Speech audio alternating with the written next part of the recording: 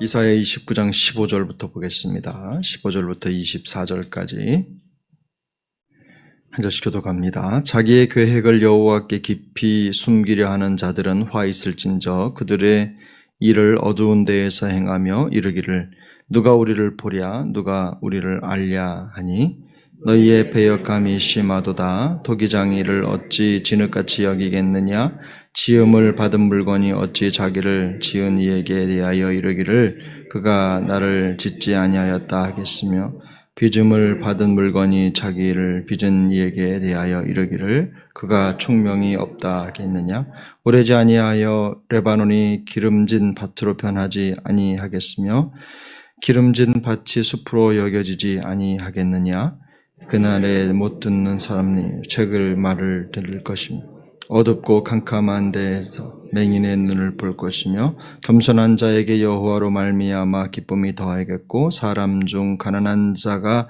이스라엘의 거룩하신 이로 말미암아 즐거워하리니 이는 강포한 자가 소멸되었으며 오만한 자가 그쳤으며 죄악의 기회를 엿보던 자가 다 끊어졌으며 그들은 송사로 사람에게 죄를 씌우며 성문에서 판단하는 자를 올무로 잡듯 하며 헛된 일로 의인을 억울하게 하느니라. 그러므로 아브라함을 구속하신 여호와께서 야곱 족속에 대하여 이같이 말씀하시되 야곱이 이제는 부끄러워하지 아니하겠고 그의 얼굴이 이제는 창백해지지 아니할 것이며 그의 자손은 내 손이 그 가운데에서 행한 것을 볼 때에 내 이름을 그 거룩하다 하며 야곱의 거룩한 일을 거룩하다 하며 이스라엘의 하나님을 경외할 것이며 마음이 혼미하던 자들도 총명하게 되며 원망하던 자들도 교훈을 받으리라 하셨느니라. 아멘. 이사야서 29장의 내용은 우리가 계속해서 읽어온 대로 유다 백성에 대한 하나님의 심판을 계속해서 예언하고 있습니다. 이 선지자의 예언이 깊어져 가고 있는데 오늘도 그 내용에 대한 이스라엘 멸망에 대한 예언이 계속해서 이어지고 있습니다.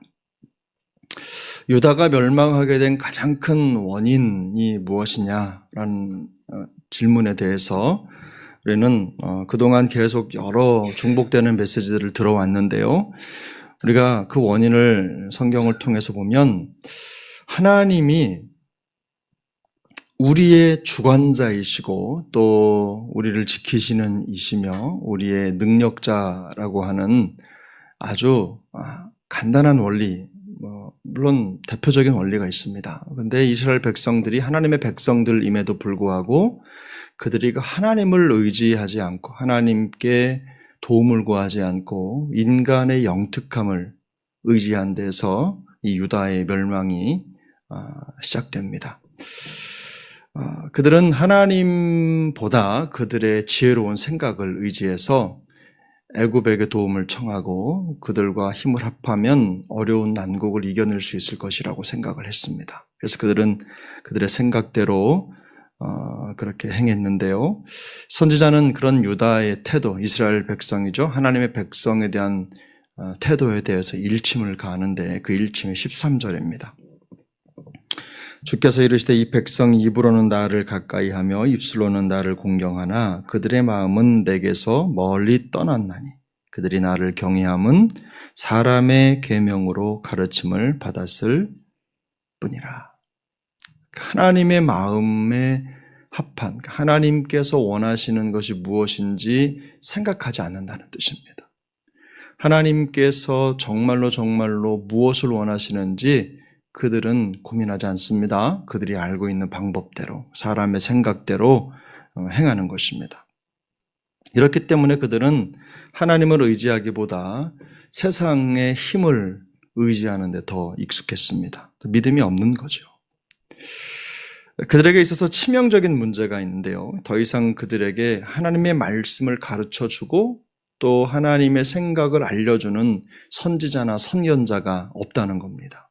그래서 그런 선지자나 선견자가 없을 만큼 부패한 나라가 되었다는 거예요. 원래는 신정국가였습니다. 하나님의 말씀, 왕이 필요 없는 하나님의 말씀이 주인이 되고 그 말씀을 따라 온 백성이 같은 생각으로 움직여가는 하나님에 의해 움직이는 나라였는데 왕을 요구하고 또 왕에 의해서 하나님으로부터 점점 멀어지는 정책들, 생각들이 나라를 지배하게 되고 그러므로 말미암아 결국 유다는 하나님과는 상관없는 나라가 된 겁니다. 다윗이 성을 세웠죠. 하나님을 사랑하는 다윗이 예루살렘을 세워서 하나님을 예배하고 경배하는 나라로 그 시작을 했지만 그러나 그렇다고 하더라도 결국 하나님을 향한 믿음이 없는 성은 하나님이 버리신다는 아주 뜨거운 교훈을 우리에게 보여주고 있는 본문입니다.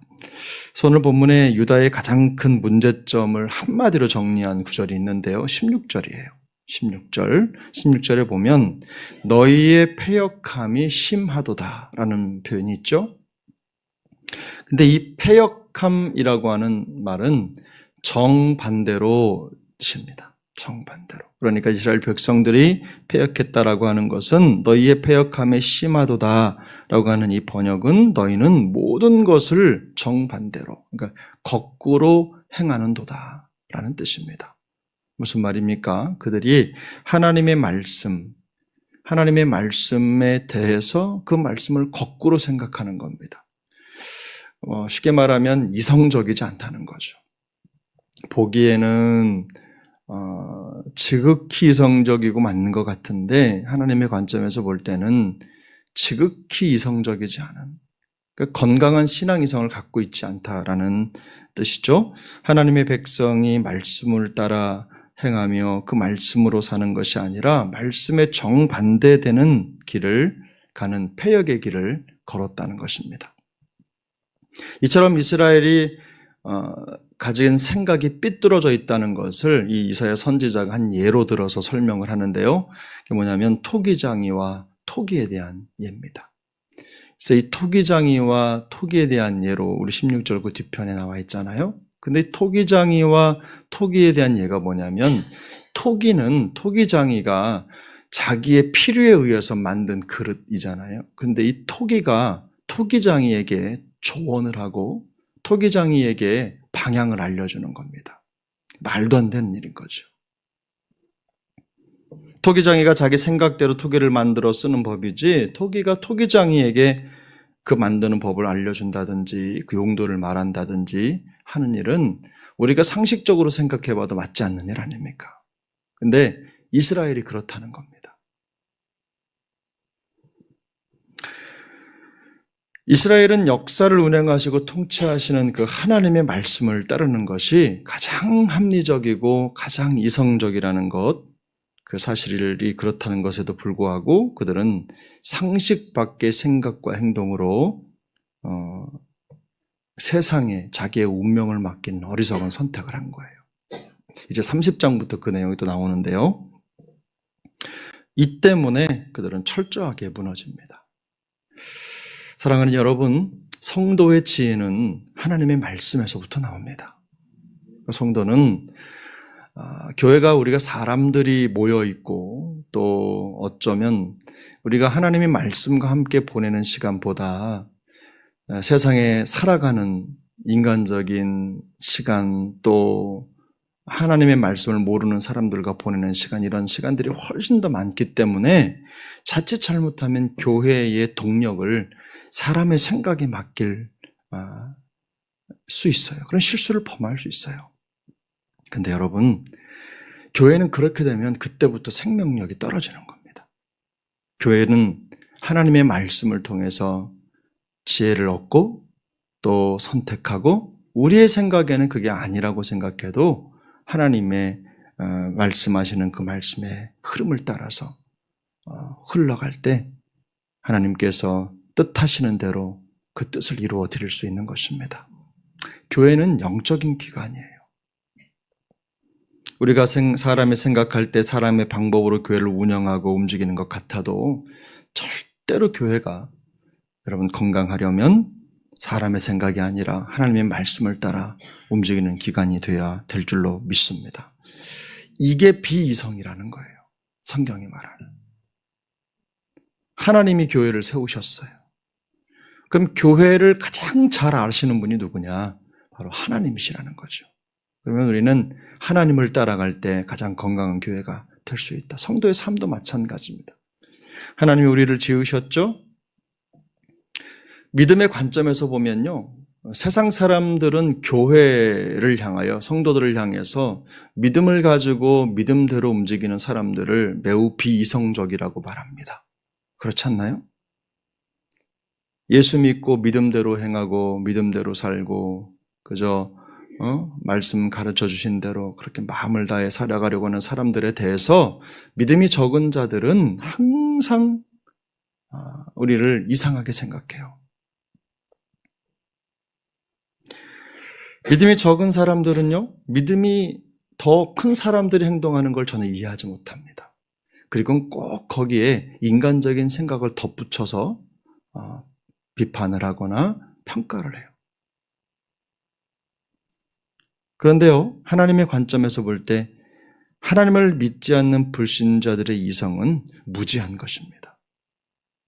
반대로 토기장이와 토기의 비유를 통해서 만들어준 것처럼 우리를 만든 분이 누구신지를 깨닫고 그분의 말씀대로 살아가는 것이 훨씬 더 합리적이고 이성적인 길이라는 거예요. 이것을 신앙이성이라고 합니다. 우리가 하나님을 향한 마음, 하나님께서 우리에게 하시는 말씀, 우리는 하나님의 피조물이다라고 하는 생각을 여러분 잊지 않고 하나님의 말씀을 최우선 순위에 두고 선택하고 우리의 삶을 만들어갈 때 우리는 하나님 보시기에 가장 이성적이고 가장 논리적인 삶을 살아가게 될 것입니다. 그래서 성도는 모든 상황에서 하나님의 말씀을 중심으로 생각하고 행동하는 신앙 이성이 회복될 때 가장 지혜로운 삶을 살아갈 수 있게 되는 것입니다. 이런 은혜가 우리 모두에게 있길 바랍니다. 오늘 본문에 보면 또 한 가지 회복에 대한 소망도 있는데요. 아브라함의 그 언약을 성취해 주실 것이라고 하는 말씀도 주셔요. 오늘 본문 가만히 보면 몇 절입니까? 23절, 우리 한번 23절을 같이 읽겠습니다. 22절은 아브라함에 대한 얘기고 23절 시작. 그의 자손은 내 손으로 그 가운데서 행한 것을 볼 때에 내 이름을 거룩하다 하며 야곱의 거룩한 일을 거룩하다 하며 이스라엘의 하나님을 경외할 것이며. 이게 무슨 말입니까? 하나님께서 아브라함을 통해 약속하신 그 약속을 이제는 더 개인적으로 그 민족에게 행하여 이루시겠다는 말씀을 확증해 주시는 과정인데 그 회복의 결과가 어떻게 나타나느냐? 바로 23절에 있는 내용처럼 나타난다는 거예요. 지금까지는 계속해서 죄를 짓고 하나님의 뜻대로 가지 않았던 이스라엘이 어떻게 멸망되고 무너질 것인지를 보여주시잖아요. 그런데 하나님은 항상 그렇게 계속해서 그들의 무너질 이유에 대해서 말씀하시면서도 소망을 놓지 않으세요. 우리로 하여금 소망을 가지고 하나님을 붙들 수 있도록 그 길을 보여주시는데, 그리고 그 회복의 은혜를 보여주시면서 회복된 백성들이 어떤 모습으로 살아가야 되는지를 이 23절에서 보여주는 겁니다. 뭐냐면요, 가장 이성적인 우리 회복의 모습은 가장 창조 원리에 가깝게 회복되는 거예요. 하나님이 우리를 지으셨을 때 우리에게 나타나는 가장 대표적인 모습은요, 하나님을 거룩하게 하는 거예요. 하나님이 우리 인간을 창조하셨을 때 우리 인간을 지은 목적이 무엇입니까? 하나님을 높이는 거예요. 하나님을 거룩하게 하는 거. 바로 그 목적이 회복되는 거예요. 그래서 내 손이 그 가운데 행한 것이라고 하는 표현은 마치 토기장이가 그 토기를 지으시는 것과 같은 원리를 설명해 주는 것이고, 그 뒤에 보면 내 이름을 거룩하다 하며 야곱의 거룩한 일을 거룩하다 하며 이스라엘의 하나님을 경외할 것이며. 이건 무엇입니까? 토기장이에 의해 만들어진 토기가 토기장의 목적대로 사용되듯이 하나님께서 지으신 하나님의 백성들이 하나님의 목적대로 하나님의 이름을 거룩하게 하는 삶을 회복하는 것. 바로 그것이 성도, 하나님의 백성의 회복의 최종 목적이라는 겁니다. 회복된 이스라엘의 목적은 결국은 하나님의 이름을 높여드리는데 있습니다. 그래서 물론 인간은 본질적으로 죄를 범했고 하나님의 영광에 이르지 못하는 상태에 놓여 있지만 하나님의 말씀을 벗어난 인간, 결코 어떤 방법으로도 하나님의 거룩하심을 드러낼 수 있는 길이 없는 것이 사실이지만 그러나 그럼에도 불구하고 길이 있습니다. 누가 만든 길일까요? 우리 예수님이 만든 길입니다. 여러분 로마서 8장 3절 4절을 보면 이런 말씀이 있습니다. 율법이 육신으로 말미암아 연약하여 할 수 없는 그것을 하나님은 하시나니 곧 죄로 말미암아 자기 아들을 죄 있는 육신의 모양으로 보내어 육신의 죄를 정하사 육신을 따르지 않고 그 영을 따라 행하는 우리에게 율법의 요구가 이루어지게 하려 하심이니라. 우리는 우리의 마음으로, 우리의 생각으로, 우리의 방법으로는 하나님의 의를 이룰 수 있는, 율법을 완성할 수 있는 방법이 없죠. 그런데 우리 구주 예수 그리스도로 말미암아 우리의 모든 죄를 해결해 주시고 우리로 하여금 그 율법을 이룰 수 있는 방법을 주셨어요. 그 방법이 뭐냐면 여기 보면 영을 따라 행하는 우리에게 그랬어요. 그래서 갈라디아 5장 16절은 이렇게 말씀합니다. 내가 이르노니 너희는 성령을 따라 행하라. 그리하면 육체의 욕심을 이루지 아니하리라. 우리가 하나님의 말씀, 하나님의 영을 따라 행할 때 하나님의 거룩에 도달할 수 있다는 겁니다. 하나님이 왜 부족한 우리를 사용하셔서 당신의 거룩을 세상 가운데 드러내시기로 하셨습니까? 누가 봐도 불가능한 방법인 거예요. 거룩하신 하나님이 어떻게 부족한 우리를 통해서 세상 가운데 드러나고 하나님이 우리를 세상 가운데 두실 때 너희는 그리스도의 향기다. 너희는 나의 모형이다. 이렇게 말씀을 하셨단 말이죠. 그리고 우리에게 주님을 본받으라고 하셨어요. 이건 누가 보기에도 불가능한 방법인 것처럼 보인다는 거죠. 그런데 우리 주님께서 우리 안에 이 놀라운 속량의 은혜를 허락해 주시고 우리로 하여금 우리의 삶을 통해서 하나님을 드러내 보이도록 하나님의 거룩을 나타내 보이도록 우리를 그렇게 세워주신 것입니다. 의롭다 하심을 입은 우리가 우리 안에 역사하시는 성령을 따라 행할 때 하나님은 우리를 통해서 이 세상 가운데 나타나시는 것입니다. 육체의 욕심을 이루지 아니하고 성령의 뜻을 이루어 하나님의 말씀의 뜻을 이루어 드리는 삶을 통해서 우리는 거룩한 하나님을 드러내 보일 수 있는 것입니다. 사랑하는 여러분, 우리에게 주어진 일상의 삶 속에서 우리가 기록된 하나님의 말씀과 그 가르침을 따라갈 때 우리는 성령을 따라갈 수 있습니다. 그래서 희미한 감으로 신앙생활 하지 마시고 하나님의 말씀 선명하게 깨닫고 그 말씀을 따라 우리의 믿음의 걸음을 걷고 또 그 말씀을 따라 성령을 따라 순종하며 살아갈 때 하나님의 이름을 거룩하게 하는 태초의 사명을 이루게 될 줄로 믿습니다. 오늘도 그런 삶의 여정 되시기를 예수님의 이름으로 축복합니다. 기도하겠습니다.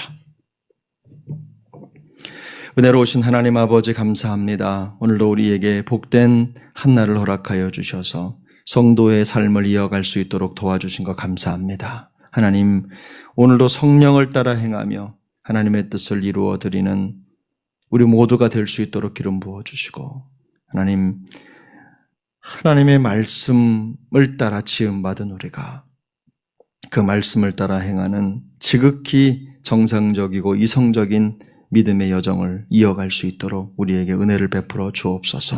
어떤 자리에 있든지 말씀의 뜻을 벗어나지 않도록 도와주시고 오늘도 생각할 만한 생각을 하며 믿음으로 승리하는 하나님의 백성들이 다 될 수 있도록 주님 역사하여 주옵소서. 삐뚤어지고 어그러진 모든 것들이 하나님의 말씀을 중심으로 다시 자리를 잡을 수 있도록 도와주셔서 질서 있고 또 하나님 성령의 운행하심을 경험하는 우리의 생애가 될 수 있도록 주께서 도우시고 역사하여 주옵소서. 오늘도 믿음의 한 걸음을 떼어놓을 때 주님이 동행하여 주시고 주님 뜻 이루어 주시며 우리에게는 다함없는 은혜로 충만히 채워지는 하루의 여정이 될 수 있도록 주님 도우시고 역사하여 주시옵소서. 가을의 모든 사역의 여정과 우리의 믿음의 여정을 주님 손에 위탁하옵고 감사를 드리며 존귀하신 예수님의 이름으로 기도 올려옵나이다. 아멘.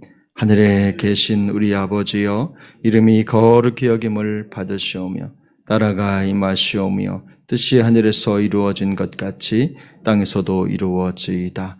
오늘 우리에게 일용할 양식을 주시옵고 우리가 우리에게 죄 지은 자를 사하여 준 것 같이 우리 죄를 사하여 주시옵고 우리를 시험에 들게 하지 마시옵고 다만 악에서 구하시옵소서. 나라와 권세와 영광이 아버지께 영원히 있사옵나이다. 아멘.